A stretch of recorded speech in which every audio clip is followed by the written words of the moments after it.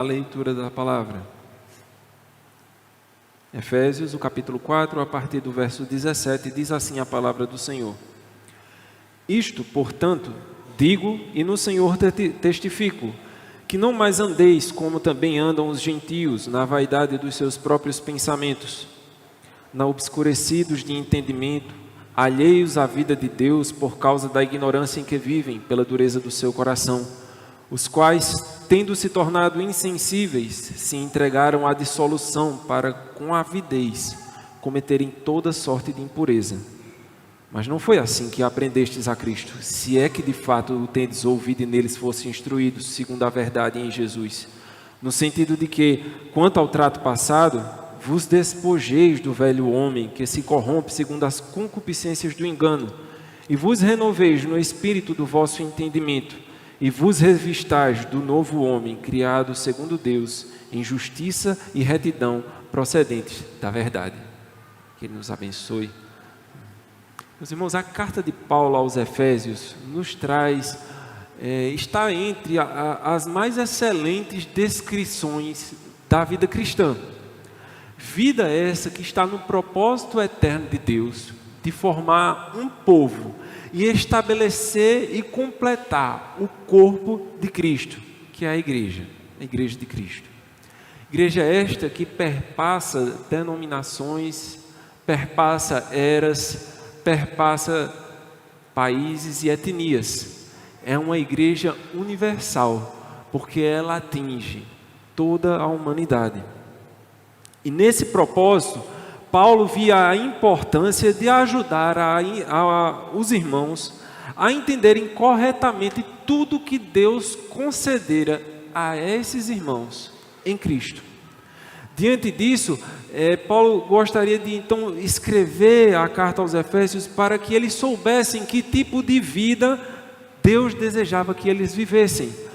Que chamado seria este que tanto transformaria as suas vidas, e o que a cruz de Cristo iria tanto importar para aqueles gregos que estavam ali em Efésios, muitos anos após a morte de Cristo, muitos deles que nem chegaram a conhecê-lo.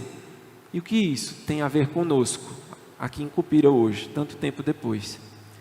Em sua carta, Paulo resume as boas novas da graça de Deus em Cristo Jesus e enfatiza que ela é tanto para judeus quanto para gentios. Isso a gente vê nos capítulos de 1 a 3.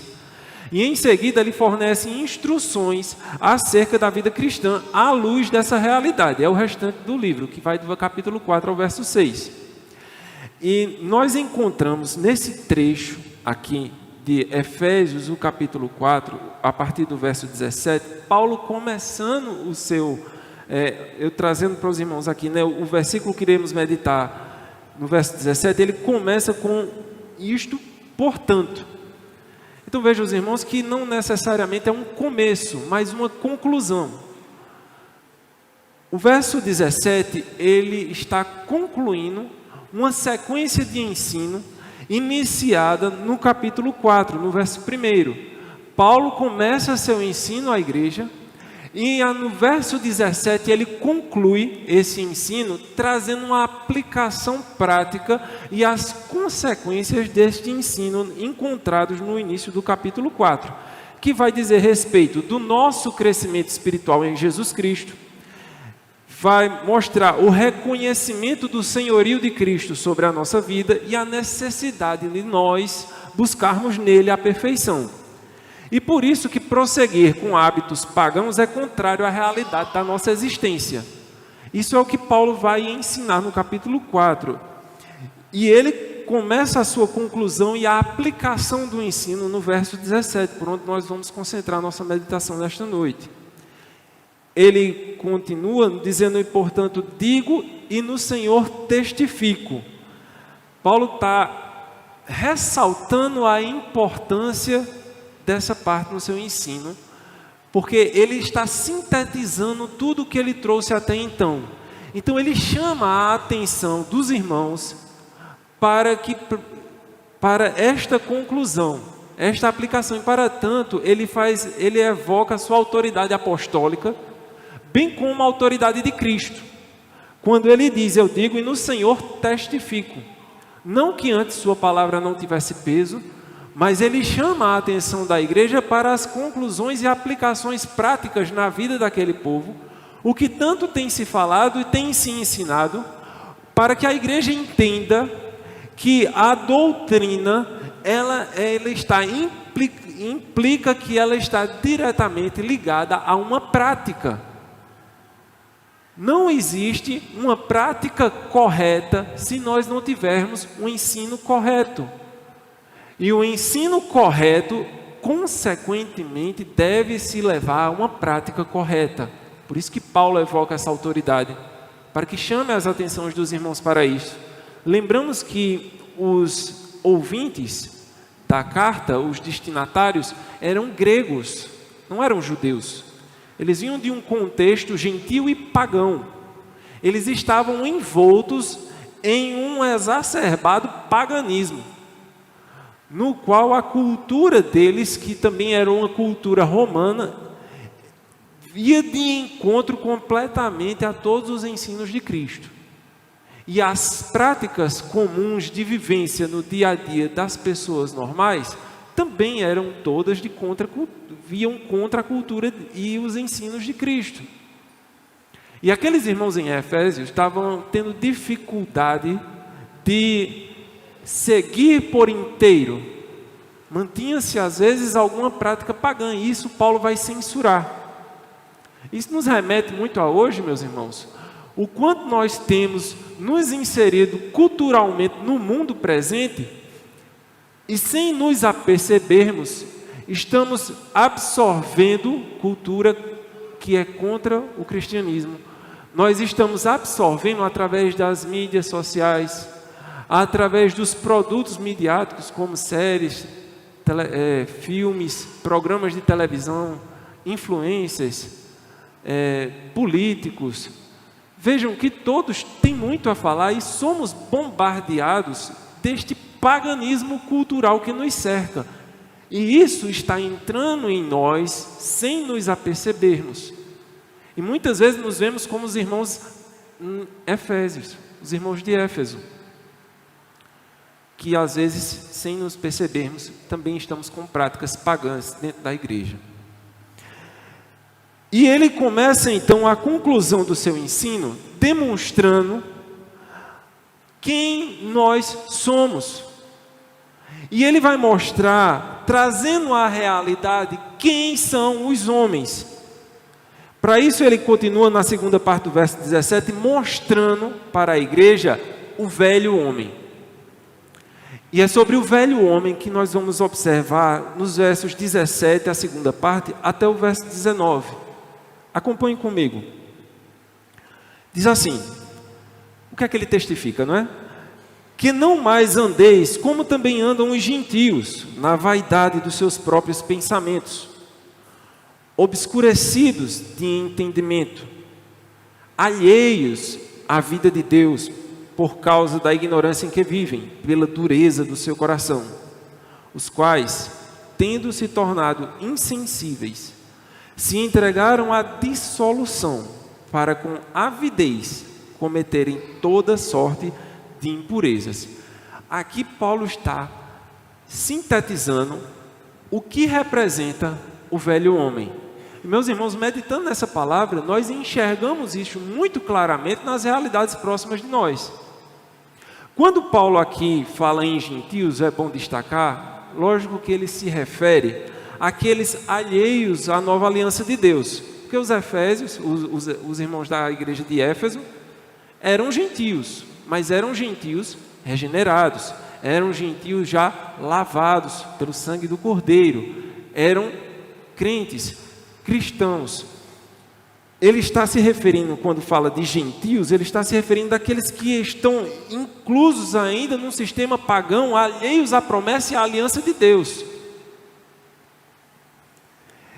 E a igreja na Grécia, os gentios convertidos, como novo povo, eles são convocados também a um novo modo de ser. Assim como também os judeus são convocados para reformar e rever suas práticas. E para mostrar que o diferente caminho trilhado por aqueles que andam conforme os padrões do sistema estabelecido pela rebeldia contra Deus por causa do pecado, cujo príncipe é Satanás.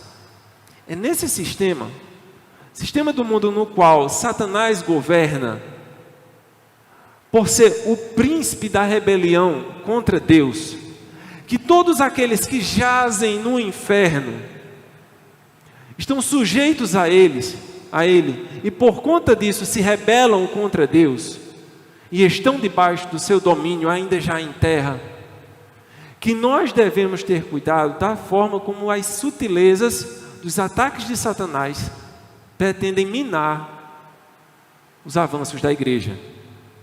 Meus irmãos, Satanás treme ante os avanços da igreja, porque é promessa do Senhor que os portões do inferno não prevalecem sobre a igreja triunfante de Cristo, porque a igreja de Cristo carrega a palavra do poder de Deus, e esta palavra tem o poder de arrancar um homem do inferno e levá-lo para as portas de Deus. E nada está dentro do poder de Satanás para impedi-lo. Por isso que ele tenta minar a igreja. E ele vai fazer isso de todos os modos possíveis. Em épocas passadas ele se valeu da martirização, de matar cristãos. Deus fez com que isso servisse de adubo para que surgissem mais. Então ele muda a estratégia. E ele vai trabalhar agora de maneira que os cristãos busquem então se conformar ao mundo. E é triste como tem acontecido isso, como nós temos cedido aos avanços de Satanás. Meus irmãos, devemos observar que neste contexto que nós estamos do mundo, existe um acentuado mundanismo e secularismo. E que eles estão presentes e eles permeiam todas as instituições humanas e toda a cultura, independente do país. O mundanismo seria, em termos simples, seria o amor mais às coisas do mundo do que às coisas de Deus. É aquela pessoa que conhece a igreja, conhece a Deus, acha legal, acha bonito, gosta de estar junto dos crentes, mas ama mais uma coisinha ou outra do mundo. Está no meio aqui, vem de vez em quando, frequenta a igreja, pede oração, mas não se compromete porque ela tem um amor maior em outro lugar. Esse é um mundanismo, tem amor mais ao mundo do que a Deus. O secularismo seria a afirmação do material e a negação do transcendental. É aquela pessoa que é extremamente materialista, vive o aqui e o agora, não há depois. Ou pelo menos não me preocupo com o depois. O mais importante é o meu bem-estar. E o transcendente, isso não importa, quanto da carochinha, é algo menor, é algo de pessoas intelectualmente inferiores. E isto está presente em toda a produção cultural.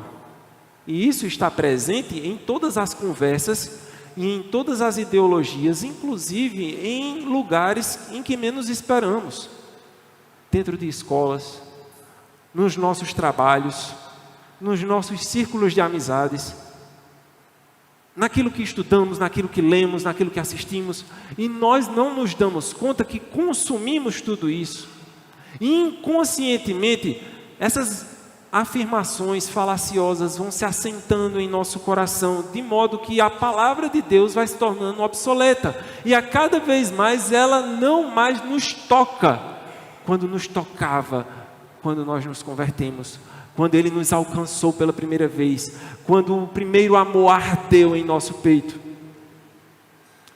Mas devemos lembrar o que diz em 2 Coríntios 4:4, que tudo isso aconteceu porque o Deus deste século cegou o entendimento dos incrédulos para que não lhes resplandeça a luz do Evangelho da glória de Cristo, que é o Evangelho, que é a imagem de Deus. Existe uma cegueira no meio do mundo, instituído por Satanás, para que eles vejam, mas eles não compreendam. Eles olham, mas eles não enxergam. Eles entendem, compreendem o português que falamos, entendem até a lógica do Evangelho, mas para ele aquilo não lhe fala, é como se fosse algo completamente à parte da sua vida. Desse modo, diversas perversões no mundo acabam sendo normalizadas. Filosofias se levantam, que são filosofias que vão de encontro ao ensino de Deus, como o machismo, o feminismo e tantos ismos que aparecem. Pensamentos de ódio e rebeldes contra Deus e contra tudo que se chama Deus, nos quais nós vemos pessoas que cometem atos absurdos não serem recriminadas. Cristãos pregando a palavra são dignos de recriminação, são dignos de censura, porque o ódio contra Deus é o que está no coração do mundo. Eles passam a ser estimulados, e tudo que provém de Deus, então deve ser extinto e expurgado da nossa sociedade como uma doença. Estão retirando Deus de tudo quanto é lugar, porque não vamos querer que Deus ofenda as pessoas. Jesus Cristo falou quando veio aqui, que Ele não veio para trazer a paz. Quando Jesus veio ao mundo, Ele disse: eu vim separar família, irmão de irmã, pai de filho. Eu vim trazer a guerra, porque nós nos levantaremos com o ensino de Cristo, e aqueles que não estão a favor de Cristo necessariamente estão contra Cristo. Não existe um meio termo, não existe um em cima do muro, não existe amigo de cristão, ou você é crente ou você não é. Porque se você tolera, se acha muito superior e tolera o cristão, mas sua prática, ela é anticristã. Então você pode não me ofender, mas necessariamente você ofende a Cristo, porque nossos pecados ofendem a Cristo. Veja, irmãos, meu pecado ofende ao Senhor Criador do Universo. Eu sou um homem que peca, portanto sou um homem digno de condenação. Não há nada em mim que mereça qualquer misericórdia ou amor da parte de Deus, porque toda a minha vida é pecado, do momento que eu nasço à hora da minha morte. Este é o velho homem que habita na terra. E assim o velho homem caminha para esse abismo. Por conta do quê? 1 Timóteo 4,2 diz: pela hipocrisia dos que falam mentiras e têm cauterizado a sua consciência. A questão é essa: tanto se fala mentira, que é como se aquela mentira fosse uma ofensa que vai ofendendo, não ofende mais não. Vai cauterizando, é aquele ferro que queima, e quando o couro sara, você não sente mais. Aquilo ali você pode levar um corte. Quem é diabético entende isso. Perde a sensibilidade. Eu tenho um sogro que é diabético, ele já pisou num prego uma vez, já queimou a perna no escapamento da moto, nem sentiu, ficou lá de boa. Isso está cauterizado pela doença. O pecado nos cauteriza pela hipocrisia da mentira, de que isso não ofende, de que isso não é pecado, de que isso não tem nada a ver, de que isso é pouca coisa, de que Deus não se importa. E mentiras vão chegando aos nossos ouvidos, e aos poucos nós vamos nos acostumando. Mas devemos nos lembrar que a ira de Deus se revela contra toda e qualquer impiedade e perversão dos homens que detêm a verdade pela injustiça. Portanto, o que de Deus se pôde conhecer é manifesto entre eles, porque Deus manifestou. Os atributos invisíveis de Deus, assim como seu eterno poder, como também a sua própria divindade, claramente se reconhece desde o princípio do mundo, sendo percebido por meio das coisas criadas. Tais homens são, portanto, indesculpáveis. Porquanto eles têm o conhecimento de Deus, mas eles não glorificam com Deus, nem dão graças a Deus. Antes eles se tornam nulos em seus próprios raciocínios. O que é se tornar nulo? É eu ter que exercitar a minha mente para desenvolver um raciocínio, utilizando de qualquer ferramenta que seja ciência, seja filosofia, seja qualquer artifício, para poder suprir a minha falha de retirar Deus do contexto. Porque se você retirar o Deus de qualquer contexto, você está quebrado. A ciência sem Deus é quebrada. A filosofia sem Deus é quebrada. O português sem Deus é quebrado. A sua profissão sem Deus, ela é quebrada. O mundo sem Deus é quebrado. O velho homem está quebrado.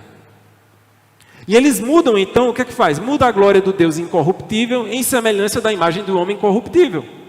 Então eles vão transferir, porque se não tem Deus eu tenho que jogar para alguém, ou para alguma coisa.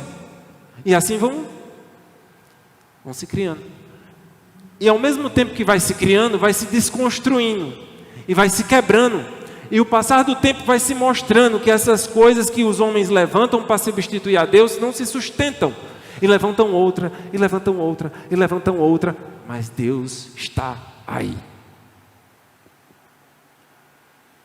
Meus irmãos, por haverem desprezado esse conhecimento de Deus, Deus entrega eles a uma conduta reprovável.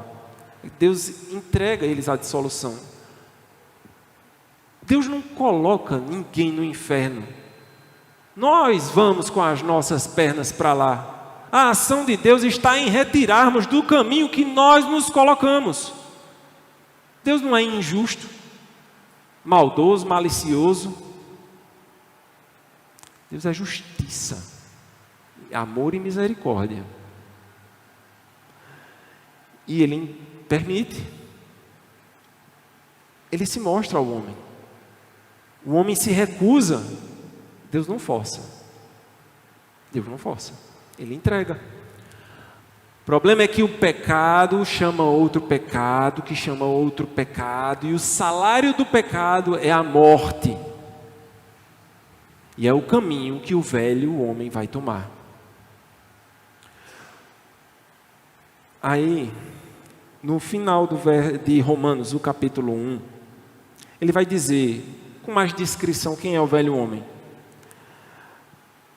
Ele entrega esses homens para uma disposição mental reprovável, para praticarem coisas inconvenientes. Cheio de o quê? Como são esses homens? Quem é o velho homem? Ele é cheio de injustiça, malícia, avareza e maldade. O que é que ele possui dentro dele? Inveja, homicídio. Lembra que Jesus no seu Sermão do Monte disse que aquele que odeia o seu irmão é homicida também. Então aqui o ódio entra como caracteriza crime de homicídio para Deus. Contenda, dolo, malignidade, difamador, caluniador, aborrecido de Deus, insolente, soberbo, presunçoso, inventor de males, desobediente aos pais, insensatos, pérfidos, sem afeição natural, sem misericórdia. E a lista segue. Será que nós não conhecemos ninguém assim? Será que nós também às vezes não somos assim? A diferença é que o velho homem faz o quê? O velho homem que quando conhece a sentença de Deus, que eles são passíveis de morte por praticarem essas coisas, eles não somente fazem, como também aprovam e incentivam que os outros façam igual a eles. É como se dissesse, eu vou, mas não vou só. É a ruindade, a maldade no homem de saber que tem o mal em si e querer levar o mal para o outro, porque eu não vou ficar no mal sozinho, vou carregar o máximo possível comigo. É a mentalidade de Satanás. Meus irmãos, não se enganem, estávamos todos assim. Todo ser humano é o velho homem. Até que veio Cristo. E é o que Paulo vai falar em Efésios 4, os versos de 20 a 23. Acompanhem comigo. Mas não foi assim que vocês aprenderam. Ele está falando com a igreja em Éfeso. Tem esse povo aí, tem um velho homem aí. Vocês parecem que estão querendo conciliar as duas coisas, querendo andar como o velho homem. Não foi isso que vocês aprenderam, não. Paulo está arrochando aqui com a igreja. E depois ele é um pouco até irônico. Se é que de fato vocês aprenderam alguma coisa comigo.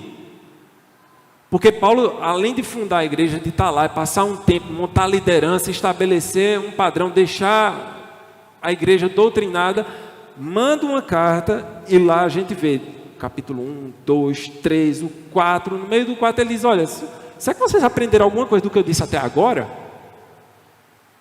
Não é possível. Se é que de fato o tendes ouvido sobre Cristo, e nele, em Cristo, não em qualquer outra coisa, não qualquer outro ensino, mas em Cristo fostes instruídos, segundo a verdade em Jesus, no sentido de que, quanto ao trato passado, o velho homem, vos despojeis, ou seja, tirar a roupa, se despir do velho homem, porque esse velho homem se corrompe segundo a concupiscência do engano. Esse velho homem, ele é sedento para ser enganado. Procura filosofias, explicações, ele procura qualquer coisa, ele está salivando de uma explicação que satisfaça o seu ego, mas que não pode ter Deus nessa conta. Você tem que me entregar um produto que eu fique satisfeito e que não tenha Deus. É isso que o homem quer. Por isso que ele se corrompe, porque ele é facilmente enganado, porque é só alguém apresentar uma facilidade que dizer que não tem Deus, ele está comprando. A ideia pode ser péssima, mas se não tem Deus eu estou comprando. E ele se corrompe pelo pecado. Meus irmãos, em minha opinião, está entre os textos mais bonitos da Bíblia, o que nós encontramos no capítulo 2 de Efésios, onde é descrito perfeitamente a obra de Cristo sobre o seu povo. Ele traça um paralelo lá em Efésios 2, bem claro, sobre a condição humana antes e depois da cruz de Cristo em sua vida. Mas eu queria que os irmãos olhassem comigo, não o capítulo todo, mas os 10 primeiros versículos. Eu sei que é um texto um pouco longo, mas siga com atenção comigo. Efésios, o capítulo 2 e o versículo 1. Notem o paralelo que se faz entre o velho homem, a redenção em Cristo e o novo homem, nesses 10 versículos. É a mesma sequência de ensino. Ele vos deu vida, estando vós mortos nos vossos delitos e pecados, nos quais andastes outrora, segundo o curso desse mundo, segundo o príncipe da potestade do ar, do espírito que agora atua nos filhos da desobediência, entre os quais também todos nós andamos outrora, segundo as inclinações da nossa carne, fazendo a vontade da carne e dos pensamentos, e éramos por natureza filhos da ira, como também os demais. Mas Deus, veja, o ponto de virada, mas Deus, sendo rico em misericórdia, por causa do grande amor com que nos amou, e estando nós mortos em nossos delitos, nos deu vida juntamente com Cristo, pela graça sois salvos, e juntamente com Ele nos ressuscitou, e nos fez assentar em lugares celestiais em Cristo Jesus, para mostrar nos séculos vindouros a suprema riqueza da sua graça em bondade para conosco, em Cristo Jesus, porque pela graça sois salvos mediante a fé. Isso não vem de vós, é dom de Deus, não vem de obras para que ninguém se glorie, porque somos feituras dele, criado em Cristo Jesus para as boas obras, as quais Deus de antemão preparou para que andássemos nelas. Meu Deus, louvado seja o Senhor. Eu tremo com esses versículos, irmãos. E veja como o tempo todo Paulo fala do verso em Efésios 2, de 1 a 10, em Cristo, em Cristo, em Cristo. Ele quer mostrar que toda a nossa salvação, que toda a nossa redenção, que toda a nossa vida nele, está enraizada nele, está sustentada nele, está firmada nele, provém dele, é protegida por ele, nos é garantida por ele. Nesse quesito, nós não temos mamão. Em Efésios 4, voltando nos versos de 20 a 23, né? Paulo relembra o que ele já tinha falado nesse capítulo 2. Ele está revisando com os irmãos. O que eu falei lá no capítulo 2, agora eu estou concluindo aqui. Mostrando esse processo da redenção de Cristo e o nascimento de um novo homem. É isso que a Páscoa é. Então, como sendo diferente criatura, como pode um novo homem andar como um velho? Não pode. São seres completamente diferentes. Um está morto em delitos e pecados. O outro compartilha da vida que flui de Deus. Uma vida que tem uma qualidade divina. Não é uma vida de morte, como o velho homem. É uma vida de qualidade divina, porque ela é eterna. É uma vida que provém de Deus, é sustentada em Deus e é firmada em Deus. E é por isso que Paulo coloca essa colocação: se é que de fato tendes ouvido neles fossem instruídos. Porque se há o conhecimento de Deus, se há o conhecimento de Cristo em nós, necessariamente há uma metanoia, uma virada de 180, uma mudança de oposição e abandono ao mundo e ao velho homem. Eu vou tomar essa virada de maneira proativa. Não espere passivamente que alguém faça isso por você. Cristo fez por você a sua redenção, a santificação. Esse processo de abandono do velho homem está conosco. É nossa responsabilidade. Não deve haver no meio de crentes participação, consentimento ou concordância com qualquer obra do mundo. Não deve. Se não há um ligeiro incômodo, pelo menos do mundo com você, você está misturado demais.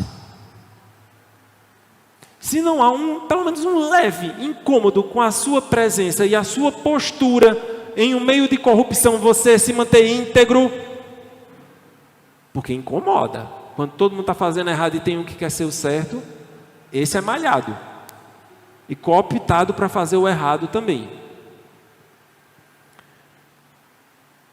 Colossenses 3, 1 e 5 diz que, portanto, se fostes ressuscitados juntamente com Cristo, busquem as coisas lá do alto, onde Cristo vive, assentado à direita de Deus, e façam morrer a sua natureza terrena. E ele apresenta o mesmo ensino em Colossenses 2, de 6 a 15. Ora, como recebeste de Cristo Jesus, o Senhor, assim andai nele. Nele o quê? Radicados, ou seja, enraizados. Edificados, ou seja, construam em cima dessa base. E confirmados, tenham certeza do que estão fazendo. A fé cristã não é uma loucura, não é uma aleatoriedade, não é uma festa. Quem quer? Gente, a fé cristã, ela está conscientemente radicada, edificada e confirmada no entendimento da obra redentora que Cristo fez por você. É você entender que você era um velho homem e que estava debaixo do domínio de Satanás, condenado ao inferno, vivendo o próprio inferno em terra. E que Cristo, porque morreu na cruz no seu lugar, pagou pelos teus pecados, te tirou de lá, e não somente te tirou e te deixou para lá, Ele te tirou e te firmou nas portas do Pai, e te deu uma vida eterna. Ele arrancou de ti o teu pecado, e deu sobre ti a justiça dEle. Quando você entende isso, você se entrega a Ele. Não tem como não se entregar a Ele. Se você realmente entende isso, sabe da sua condição, ou você está muito envolto no mundanismo e no secularismo, que não me importo com essas coisas, ou não é verdade essas coisas, ou isso não fala comigo essas coisas. Foi como vocês foram instruídos, e assim vocês vão crescer em ações de graças. Como é que nós crescemos em ações de graça? Radicados, edificados e confirmados em Cristo. Cuidado que ninguém venha os enredar, enganar, né? Com filosofias vãs sutilezas. Quando nós não estamos enraizados, edificados, confirmados na fé, a coisa mais fácil é vir uma filosofia e arrastar a gente. Os irmãos, não se enganem. O mundo se especializou nesses últimos 2000 anos em refutar o cristianismo. O mundo tem PhD em refutar cristão. Se a gente não se observa do conselho que Pedro dá para a igreja, de que esteja pronto para dar razão da sua fé, Paulo está nos convocando a uma postura apologética, de defesa da fé. Quer dizer, tenha a responsabilidade e o entendimento que Cristo te resgatou, e agora você tem que saber por que Ele fez isso. E ter uma confirmação para quando se levantarem contra você, você saiba da razão da sua fé. E não fique, vou falar com o pastor, perguntar a fulano, eu não sei não. E a gente sai com perna quebrada, sai todo bambi, a fé da gente sai assim. Irmãos, não é por acaso que muitos jovens, quando entram na faculdade, e principalmente em alguns cursos específicos, saem da igreja. Não é por nenhuma razão, porque eles são firmemente confrontados com bases sólidas, com argumentos pesados, que se não forem preparados, se não forem enraizados, se não forem edificados, se não forem confirmados, a casa sobre a areia rapidamente é destruída. A fé em Cristo é uma fé sólida, é uma fé firmada, é uma fé irrefutável. A fé em Cristo não se dobra por nenhuma filosofia, não se dobra por nenhuma ciência, não se dobra para nenhum homem. O problema somos nós, que muitas vezes estamos despreparados. Devemos estar aperfeiçoados, também nele estáis aperfeiçoados. Aperfeiçoamento não é simplesmente, quando a gente está crescendo na vida profissional, a gente busca se aperfeiçoar. A gente faz curso para saber mais, para fazer melhor. Cabeleireiro faz um curso de cabeleireiro, faz um outro curso de chapinha, de não sei o que, sabe? Cada um na sua área procura aprender mais para oferecer outros serviços e oferecer o melhor. Mas o crente, não. A gente se conforma em sentar, vir para a igreja e achar que a vida cristã é estar aqui nos trabalhos. Aqui é o local de descanso. A vida cristã é lá fora. A gente vem para a igreja para descansar da luta, porque lá fora a gente vai para a guerra. A gente vive a vida cristã na trincheira. Quando a gente está exausto da trincheira, a gente vem para a igreja respirar. Aqui é o local de cura. Aqui é um local de aconchego. Aqui é um local onde Deus vai nos confortar, nos consolar, nos curar, nos fortalecer, para voltarmos para lá. Não é para ficar aqui, não. Não é para ficar aqui. A igreja tem um chamado missionário. A consequência disso é o surgimento de um novo ser e um novo povo, destinado por Deus a atingir uma glória maior do que Adão antes do pecado. Porque pela redenção não somos mais filhos de Adão, que mesmo na perfeição caiu e pecou. Mas agora somos criados à semelhança do segundo Adão, que ele em glória de Deus se humilhou, se fez como nós, e em um mundo corrompido, um ser como nós não pecou. Tendo sido ele o primogênito da ressurreição de muitos irmãos, nós somos separados por ele, para alcançarmos, veja, nós somos separados por Cristo com um objetivo. Em Efésios 4,13 diz, para alcançarmos a perfeita varonilidade, a medida da estatura, da plenitude de Cristo. Este é o nosso destino. Ele nos separou com esse propósito, para alcançarmos a plenitude de Cristo.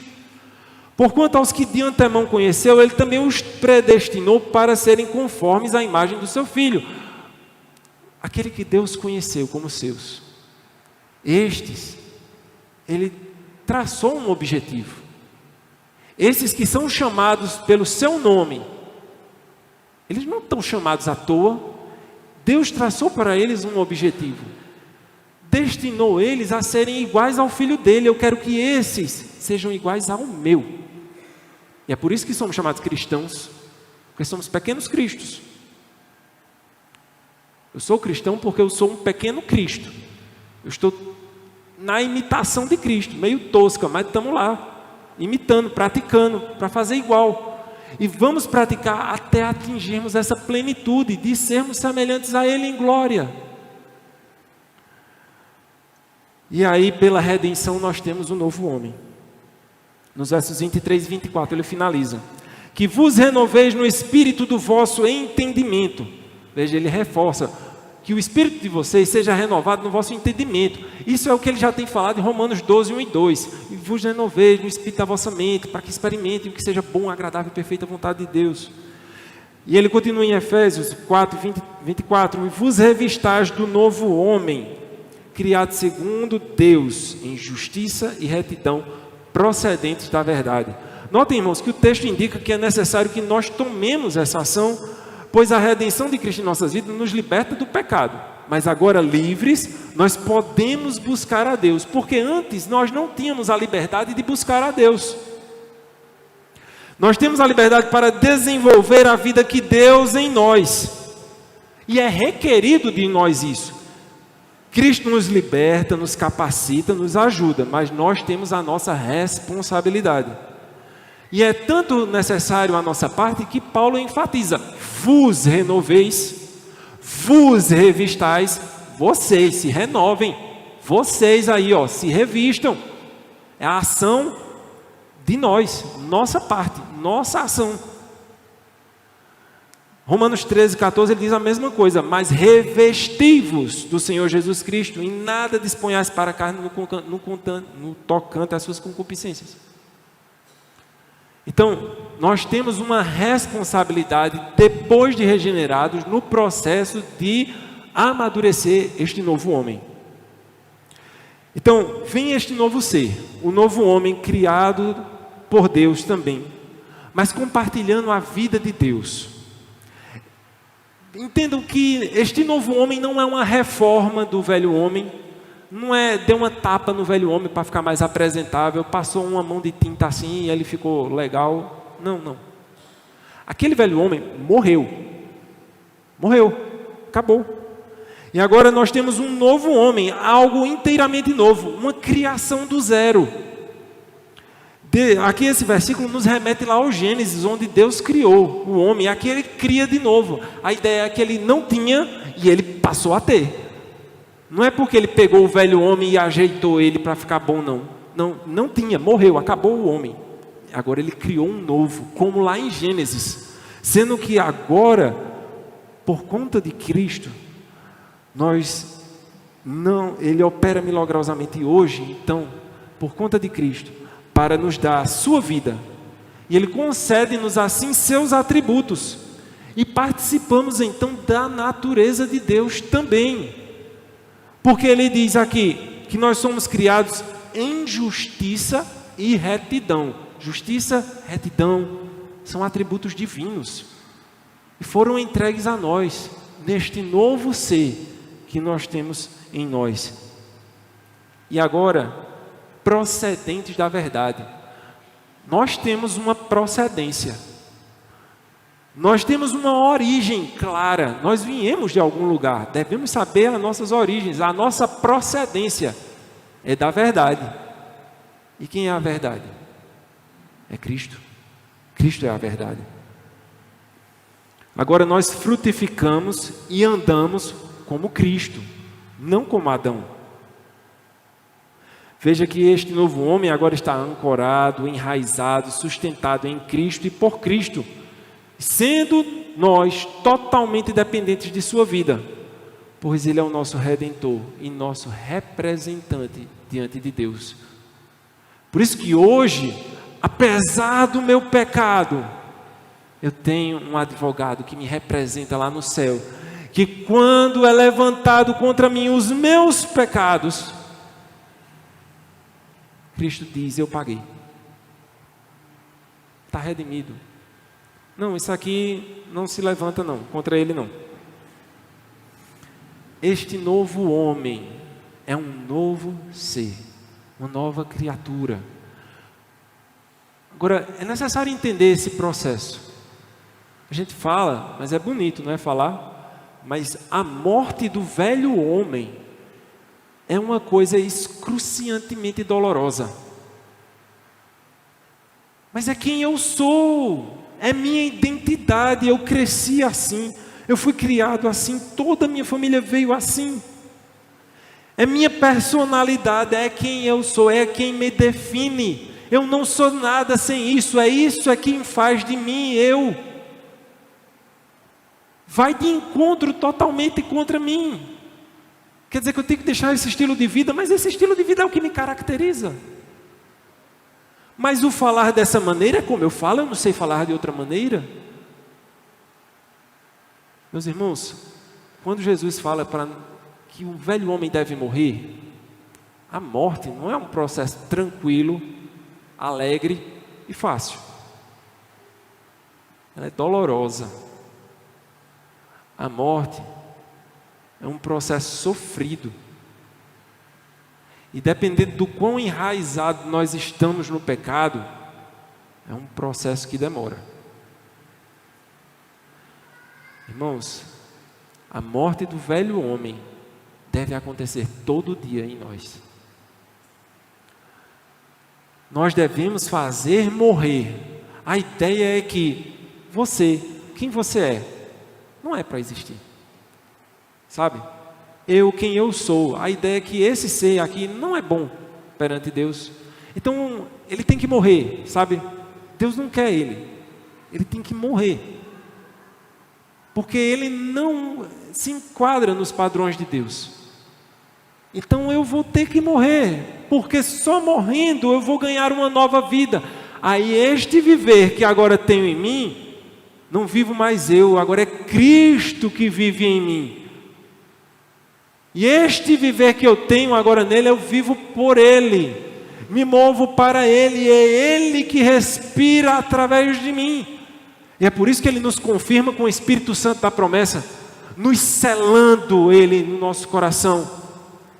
E é por isso que nós temos o Espírito de Deus em nós, para que o novo homem exista, é necessário Deus. Se não há Deus, não há novo homem.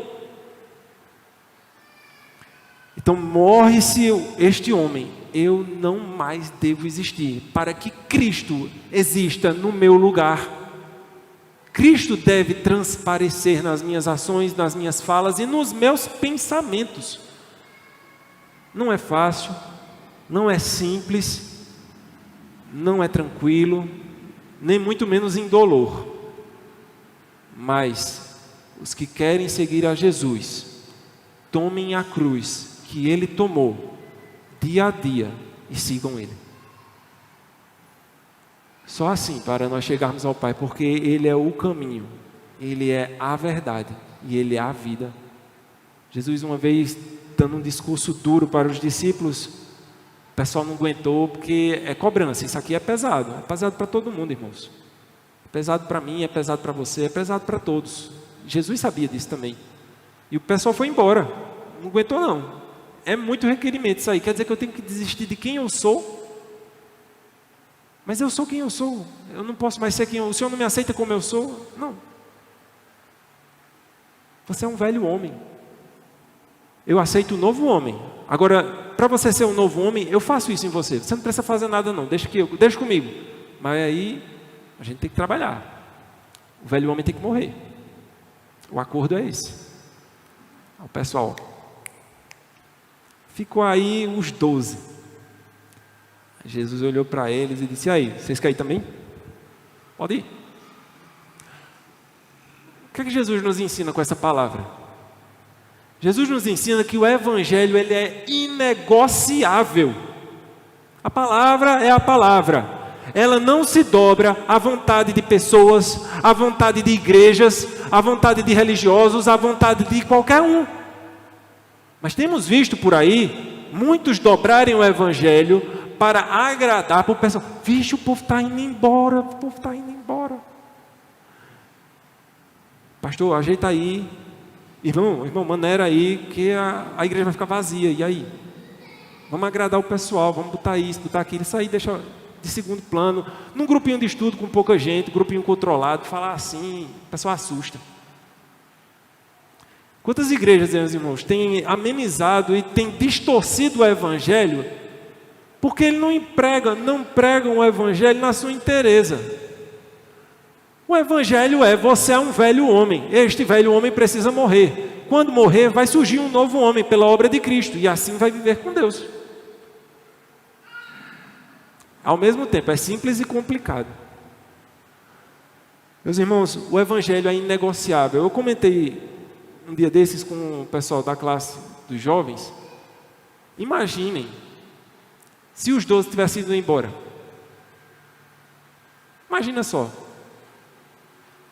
Vamos fazer esse exercício de imaginação, que isso não aconteceria, claro, mas se acontecesse, acabava ali. Porque depois que Jesus morre, o que é que sustenta a mensagem? E o ensino? São os apóstolos. A igreja é firmada, a igreja de Cristo, ela é firmada na doutrina de Cristo e nos ensinos dos apóstolos. Se os apóstolos não estivessem depois da ressurreição para proclamar a Cristo, não existiria cristianismo. Jesus apostou tudo ali, quando olhou para eles e disse: pode ir. Mas o evangelho, ele é inegociável. E eu queria terminar no verso, em Efésios 5,14 diz: desperta tu que dormes, levanta-te dentre os mortos e Cristo te iluminará. Desperta você que dorme aqui que está morto espiritualmente. Acorda, Deus está te dando um choque, como Ele deu em cada um de nós que já somos lavados por Cristo. Ele dá um choque, porque só assim para levantar um defunto, lá acorda. Você está dormindo, você está entre os mortos. Cristo está para te iluminar. Paulo apresenta uma bela imagem de como a vida cristã deve ser vivida. Os cristãos devem se afastar das trevas e da sua conduta no passado, e cheios do Espírito Santo, agora renovados, viver como um povo de luz, buscando só aquilo que é bom, justo, verdadeiro, belo. Devem expressar mansidão, integridade, respeito, bondade uns pelos outros. Em relação a Deus, a sua vida deve ser repleta de pureza, louvor e ações de graças. Os cristãos devem tornar-se semelhantes a Cristo e refleti-lo em tudo que dizem, como diz Romanos 8:29, para que nós nos conformemos à imagem de Jesus. Em Cristo, nós fomos criados para sermos semelhantes a Deus. Cristo é o meio que nós temos de sermos iguais a Deus. Quando Cristo nos convida a segui-lo e a imitá-lo, Ele está dizendo: olha, seja igual ao meu Pai, seja igual como eu sou. Foi por muito nos amar que o Filho fez essa obra, com o fim de nos resgatar, com o fim de nos regenerar e de nos levar ao reino do Pai. Todos nós que estávamos antes encerrados no velho homem, e talvez ainda esta noite você esteja vivendo uma morte. Talvez esta noite você seja um filho de Adão. Talvez esta noite você ainda seja um velho homem, encarcerado no pecado, que por mais que queira, muitas vezes não consegue se libertar, se frustra com isso e se afunda mais no pecado. Mas eu gostaria de dizer que a palavra de Deus, ela é poderosa para te libertar. Eu gostaria de falar que Cristo é o caminho que vai te dar uma nova vida. Cristo é que vai te levar a Deus e vai criar em você um novo homem. E este pecado que você não consegue deixar, Cristo vai retirar. Que este pecado que tanto te aprisiona, que tanto te deixa mal e que você não consegue se libertar, que você tem aquele prazer momentâneo, mas que depois vem todas aquelas consequências negativas, que você olha que desgraça que eu estou, mas depois estou fazendo de novo. Cristo pode te tirar daí. Eu gostaria de deixar o que diz em Atos 17, 30 a 31. Ora, não levou Deus em conta os tempos da ignorância, Esses tempos que nós vivíamos como um velho homem, Deus, Ele não leva em conta. Porque o atributo da sua misericórdia e bondade estão aí. Agora, porém, vejam só, agora Ele notifica, Ele está avisando aos homens, Ele está avisando a todos os seres, a toda a raça humana, que todos, em toda parte, se arrependam dos seus pecados, se arrependam, voltem-se a Deus. Você que ainda não tem Cristo, arrependa-se que Cristo vai te resgatar. Você que já está em Cristo e ainda peca, arrependa-se que Cristo há de te defender. Arrependam-se. Porquanto Ele estabeleceu um dia que há de julgar o mundo com justiça. Aí nós temos o outro atributo de Deus. Ele é bom, Ele é misericordioso, mas Ele é justo. Não é que Ele é mau, não é que Ele é carrasco, não, Ele é justo. Ele é justo. E a sua justiça, ela exige ser satisfeita. Senão Deus deixa de ser Deus. Ele vai estabelecer um dia que há de julgar o mundo com justiça. E quem vai fazer esse julgamento? Hoje quem está me defendendo, quem está à destra do Pai, proclamando para todas as potestades infernais que este pecador que sou eu foi lavado pelo sangue de Cristo e por isso não pertence mais a Satanás e sim a Deus. É este que está à destra nos defendendo, que no dia vai julgar. Porque Deus estabeleceu esse dia que Ele vai julgar o mundo e o julgamento vai ser com justiça, não vai ser o julgamento dos homens, não vai ser o julgamento da justiça brasileira. Essa justiça vai ser feita por meio de um varão que destinou para esse propósito. E ele acreditou, ou seja, ele está credenciado para fazer isso. Esse varão, ele é o único que tem condições, que cumpriu todos os requisitos para preencher o posto. Não tem outro que possa preencher o posto. Ele passou por todas as provas. Ele passou por todas as seleções e classificações. Ele é um único acreditado, tem o selo de acreditação. E isso ele conquistou ressuscitando dentre os mortos. Cristo está vivo, ressurreto. Ele morreu. Terceiro dia ele ressuscitou em carne glorificada.